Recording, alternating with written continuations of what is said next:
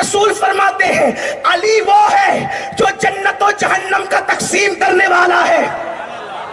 جنت اور جہنم حسین کے بابا کے ہاتھ سے بٹے گی. لوگ یزید کو کس منہ سے جنتی کہتے ہیں؟ جنت لینے کے لیے نمازیوں کو بھی علی کے پاس جانا ہوگا. جو بے نمازی ہے وہ کیسے جا سکتا ہے؟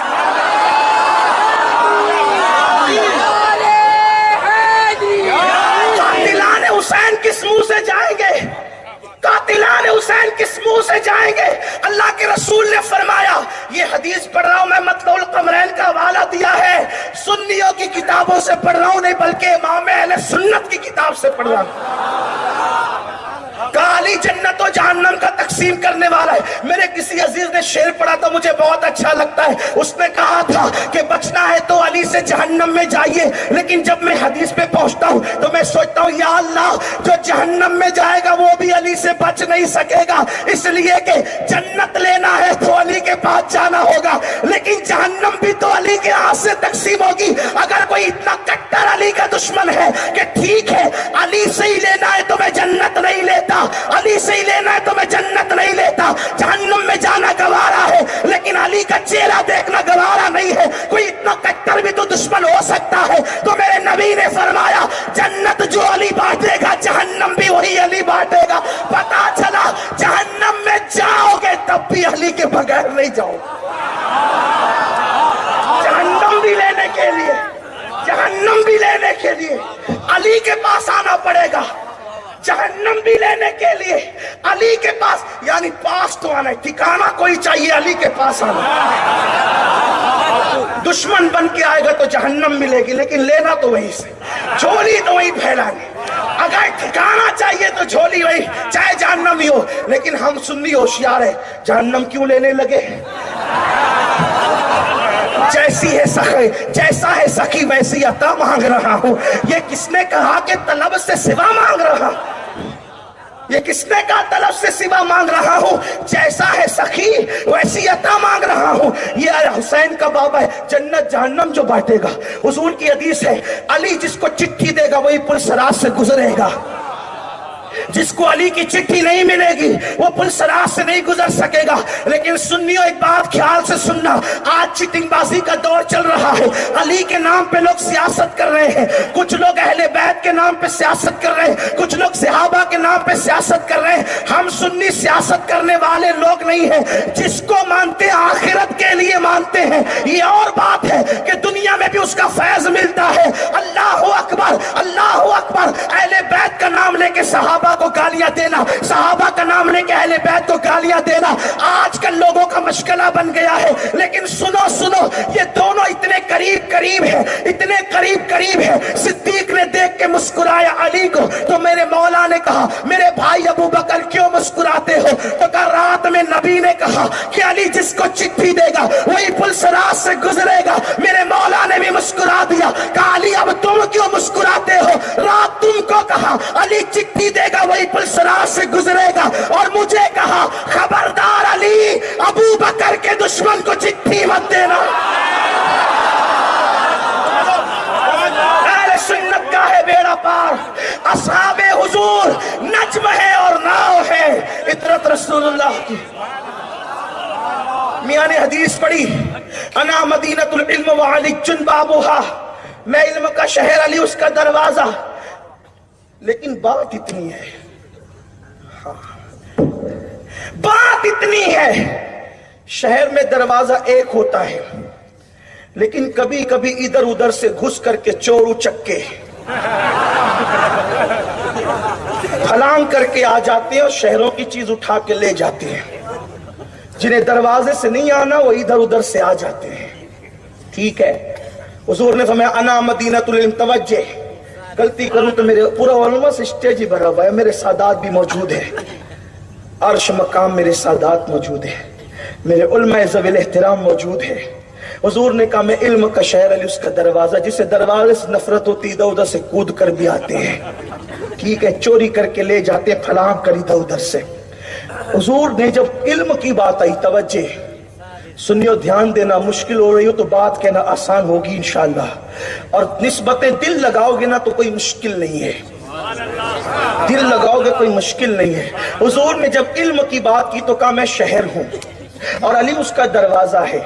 لیکن حضور علیہ الصلوۃ والتسلیم نے جب ولایت کی بات کی، انا دار الحکمہ وہ علی جن بابوہا، میں حکمت کا گھر ہوں. حکمت کا شہر نہیں کہا بلکہ کیا کہ حکمت کا گھر ہوں، اور علی اس کا، دونوں کا دروازہ علی. حکمت کو کبھی مفسرین نبوت پر محمول کرتے ہیں، تفاسیر اٹھا کر دیکھیں، اور چونکہ نبوت ختم ہو گئی تو ولایت پر محمول کرتے ہیں. حکمت کو ٹھیک ہے، حکمت کو ولایت پر. علم کی بات آئی تو کہا شہر ہوں، اور ولایت کی بات آئی تو کہا ولایت کا گھر ہوں. بھائی شہر میں داخل ہونے کے لیے زیادہ پابندی نہیں ہوتی. شہر میں بھائی عبد القادر باپو کا یہ شہر ہے ناپا، کوئی آئے، مسلم آئے، غیر مسلم آئے، یہودی آئے، عیسائی آئے، اور جو ہے وہ اپنا ہے بیگانہ ہے، دروازہ بنایا، دروازے سے آئے گا تو چیکنگ ہوگی، ادھر ادھر سے گھس پھان کے آیا تو. اسی لیے علم علی کے باغیوں کو بھی ملتا ہے. علم علی کے باغیوں کو بھی ملتا ہے، دروازے سے نہیں آنا، ادھر ادھر سے چھین چھان چھپ تک اچکا پن کر کے کچھ نہ کچھ لے لیں، لیکن لے کر بھی گمراہ ہو جاتے ہیں. ورنہ اشرف علی تھانوی کس کھیت کی مولی کا نام ہے؟ ابن تیمیہ کس ذات کا نام ہے؟ بات تو اتنی ہے، اسماعیل دہلوی کس ذات کا نام ہے؟ یہ سب اچکے لوگ ہی تو ہیں. بے ادبی نہ سمجھے آپ اس کو، اس لیے کہ جو نبی کا ادب نہیں کرتے ان کی شان میں ایسی باتیں کہی جاتی ہے. ہمارے یہاں ادب اسی کو کہتے ہیں، جو محبوب کا ادب کرتے ہیں ان کا ہم ادب کرتے ہیں، جو محبوب کا ادب نہیں جانتے پھر ان کے لیے یہی ادب کے الفاظ ہوتے ہیں. تو کہا کہ علم کا شہر ہوں، یعنی کہ دروازے سے نہیں آنا چاہیں گے، ادھر ادھر سے کود پھان کر آئیں گے تو علم کی کچھ ڈلیاں لے کر بھاگیں گے لیکن فائدہ نہیں ہوگا. لیکن جب ولایت کی بات آئی تو کہا انا دار الحکمہ، میں ولایت کا گھر ہوں، میں ولایت کا شہر نہیں بلکہ گھر ہوں، اور علی اس کا دروازہ ہے. علم کا شہر کہا اور ولایت کا گھر کہا. کیا پتا چلا شہر میں آنے پر زیادہ پابندی نہیں ہوتی، لیکن گھر میں اسی کو بلایا جاتا ہے جس کی شرافت پر یقین ہوتا ہے، جس کے تقوی پہ یقین ہوتا ہے، جس کی دیانت داری پہ یقین ہوتا ہے، جس کی امانت داری پہ یقین ہوتا ہے. اللہ اکبر. اسی لیے دیکھیں علم کا شہر ہے، کود پھاند کر کے کہیں سے بھی لے کے بھاگ گئے.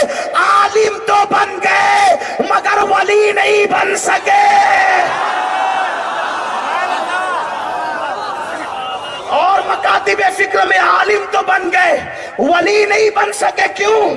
اس لیے کہ گھر پہ اسی کو بلایا جاتا ہے جس پہ یقین. بولو اتنوں سے دوستی ہوتی، سب کو گھر کیوں نہیں بلاتے؟ جس پہ یقین ہوتا ہے اسی کو گھر بلاتے ہیں. اب پتا چلا دار الحکمہ میں اسی کو بلاتے ہیں جس پر یقین اور اعتماد ہوتا ہے.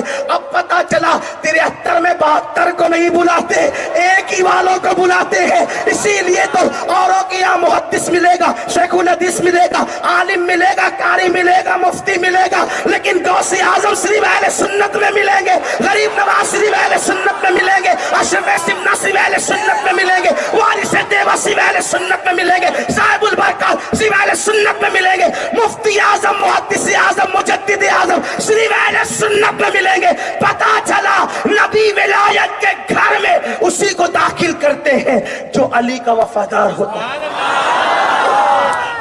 اور جو گھر ہوتا ہے نا، گھر کھلا ہوا نہیں ہوتا، وہ پیک ہوتا ہے. شہر میں کود پھاند ہو سکتی ہے، گھر میں کود پھاند نہیں ہو سکتی. اس میں آنے کے لیے دروازے ہی سے آنا پڑتا ہے، اور شریف لوگ دروازے ہی سے آتے ہیں. اب پتا چلا ولی کبھی علی کے مخالف نہیں ہوئے، اور جن کو ولایت کی لذت نہیں ملی وہ علی پر باتیں کرنے لگے. وہ علی پہ بھی بات ہو سکتی ہے جس کو نبی نے کہا انتا خی فی الدنیا والآخرہ. صرف محبت میں نہیں کہا، محبت تو تھی یار، صرف محبت میں نہیں کہا، نسب بھی تو تھا، نسب بھی تو تھا، صرف محبت نہیں تھی، نسب. کہا مطلب القمرین کی حدیث ہے کہ سب الگ الگ درخت کی الگ الگ شاخیں، میں اور علی ایک درخت کی 2 ٹہنیوں کا نام. ہم دو ٹہنی ہیں جسے حضور نے دو ٹہنی کہا. اس کے بعد اللہ اللہ کیا شان ہے میرے مولا کی. صدیق اکبر کا حال تو یہ تھا افضل البشر بعد الانبیاء بالتحقیق. جب محفل میں بیٹھتے تو علی کو ہی تکتے رہتے. لوگ کہتے ہیں علی علی کیا کرتے ہیں, کہتے صدیق سے پوچھ علی علی کیا کرتے ہیں. صدیق چہرہ ہی تکتے رہتے. ایک دن ان کی بیٹی نے پوچھ لیا, بیٹی کوئی معمولی نہیں, محبوبہ محبوب رب العالمین, جس کے بستر پہ قرآن نازل ہو وہ عائشہ, مفتی چار ملت وہ عائشہ, جس پہ تہمت لگے تو سورہ نور نازل ہو وہ عائشہ, وہ میری اماں جان عائشہ سلام اللہ علیہا. اچھا ابا یہ محفل میں صرف علی کو کیوں دیکھتے ہیں؟ صدیق نے کہا بیٹی میں نے اپنے نبی سے سنا, ان کانوں سے سنا, علی کا چہرہ دیکھنا عبادت ہے. ایک بہت پیاری سی بات یاد آئی مجھے. یہ 200 سال پرانی کتاب سید محمد بالگرامی رحمت اللہ علیہ کی لکھی ہوئی ہے, اس میں سے عرض کر رہا ہوں. سیدہ فاطمہ بنت اسد کہتی ہے کہ علی وہ ہیں جب یہ میرے پیٹ میں تھے. فاطمہ بنت اسد علی کی امی جان کا نام ہے. اور میں نے کتاب کا حوالہ پڑھ دیا. ہم لوگوں کو سوچتے ہیں کہ یار یہ لوگ گلو کرتے ہیں, یہ لوگ گلو. حضرت مخدوم اشرف جہانگیر سمنانی پہ بھی الزام لگا تھا. جب محمد آباد گئے تھے تو لوگوں نے پوچھا تھا خلفائے راشدین کے بارے میں کیا عقیدہ ہے, کتاب پیش کر دی اور اہل سنت کا وہی عقیدہ پیش کیا کہ افضل البشر صدیق بعد الانبیاء بالتحقیق صدیق اکبر ہے, پھر فاروق اعظم ہے, پھر عثمان غنی ہے, پھر مولا علی ہے. لیکن تینوں خلفاء کی زندگی پہ مختصر لکھا تھا اور علی کی زندگی پہ ذرا طویل لکھا. اور کچھ موقع نہیں ملا تو کہا کہ دیکھو تینوں خلفاء پہ کم لکھا اور علی پہ زیادہ لکھا. جمعہ کا دن آئے گا تو اشرف پہ فتویٰ لگائیں گے. جمعہ کا دن آئے گا اس لیے کہ شاید اس دور میں ایسے جلسے نہیں ہوتے ہوں گے, ورنہ وہ جلسہ ہی کر لیتے, کوئی کانفرنس ہی کر لیتے. جمعہ کا انتظار نہیں کرتے, جمعہ کا انتظار نہیں کرتے. لیکن بہرحال اس طرح کے جلسے شاید نہیں ہوتے تھے اس دور میں, تو کہا ٹھیک ہے جمعہ کے دن فتویٰ لگائیں گے. لوگوں نے کہا حضرت مختوم کو, کہا ٹھیک ہے جمعہ آنے دو. جمعرات کی رات گزری, جمعہ کی صبح طلوع ہوئی تو اتنا برسا کہ کوئی جمعہ بھی نہ پڑھ سکا, مسجد میں جا نہیں سکے, پانی بھر گیا پورا. پھر کہا چلو اس جمعہ نہیں تو آئندہ جمعہ تو لگائیں گے نا فتویٰ. اس لیے کہ کچھ لوگوں کو شوق ہوتا ہے, کچھ لوگوں کو شوق ہوتا ہے کہ جب سائیکل خریدی ہے تو پھر چلنی ہی چاہیے چاہے غلط ہی جگہ چلے. بائک خریدی ہے تو چلنی ہی چاہیے چاہے غلط جگہ چلے. لیکن بات ایسے نہیں ہے. غلط جگہ سائیکل چلاؤ گے تو اس کی جو ہے نا وارنٹی کم ہو جائے گی, اس کی صحت کم پہ اثر پڑے گا, بہت سارے معاملات ہوں گے. بہرحال میں اس طرف نہیں جاتا, بات کرنے لگا. اور آج کی بات نہیں کر رہا, آج سے 600 سال پہلے 700 سال پہلے کی بات کر رہا. تو کہا ٹھیک ہے آئندہ جمعہ کو لگائیں گے. کہا ٹھیک. پھر کہا کہ حضرت وہ تو آئندہ جمعہ کی بات کرتے. ٹھیک آئندہ جمعہ آنے دو. آئندہ جمعہ آیا, پھر اتنا برسا کہ پانی گھروں میں بھر گیا, نکل نہیں سکے. پھر تیسرا جمعہ بھی ایسا ہی ہوا. ایک ہوشیار تھا بیچارہ, اس نے کہا فتوے لگانے کا دماغ سے نکال دو ورنہ زندگی بھر جمعہ ہی نہ پڑھ سکو گے, اس لیے دماغ سے نکال دو. اور اس سے پوچھو اشرف سے کہ اس نے ایسا کیا کیوں ہے. اس لیے کہ قلم چلانے سے پہلے صاحب معاملہ سے پوچھنا چاہیے کہ اس نے ایسا کیا کیوں ہے. جا کر کے پوچھو کہ ایسا کیوں کیا ہے کہ تینوں خلفاء کی خلافت کو الگ ترتیب لکھا ہے, علی کو چوتھے نمبر پہ لکھا, لیکن صفات زیادہ کیوں میں. لوگ کہتے ہیں علی کی فضیلت زیادہ کیوں بیان کرتے ہو. ہم کہتے ہیں اعتقاد الاحباب میں اعلیٰ حضرت نے لکھا کہ جتنی فضیلتیں نبی نے علی کے لیے حدیث میں بیان فرمائی اتنی حدیثیں کسی کے لیے بیان نہیں فرمائی. تو جب نبی نے زیادہ بیان کی ہے تو ہم بھی زیادہ بیان کریں گے, زیادہ لکھیں گے. لیکن اشرف سمنا عظیم شان کے مالک تھے. کہا کہ آپ نے علی کی فضیلت میں اتنے زیادہ اور آپ کیوں لکھے. تو فرمایا جب تو تیرے باپ کی تعریف کھل کے کرتا ہے تو میں سید ہوں, مجھے اتنی تو اجازت ہونا چاہیے کہ علی میرا باپ ہے.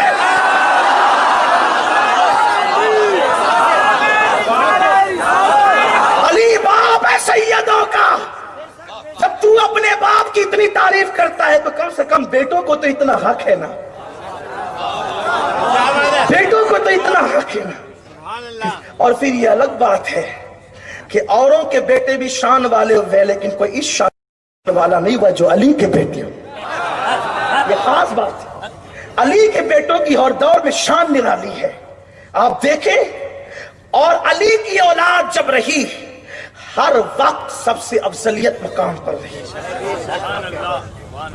حسنین کو دیکھیں, ان کے بعد امام زین العابدین کو دیکھیں, ان کے بعد امام محمد باقر کو دیکھیں, ان کے بعد جعفر صادق کو دیکھیں, ان کے بعد موسیٰ کاظم کو دیکھیں, ان کے بعد علی رضا کو دیکھیں, امام تقی کو دیکھیں, نقی کو دیکھیں, حسن عسکری کو دیکھیں. بڑے بڑے منصب پر تو یہی فائز ہے. حتیٰ کہ قیامت کے قریب عیسیٰ علیہ السلام جس کی ابتدا میں نماز ادا کریں گے وہ بھی کسی اور کا بیٹا نہیں, وہ امام مہدی علی ہی کا بیٹا بن کر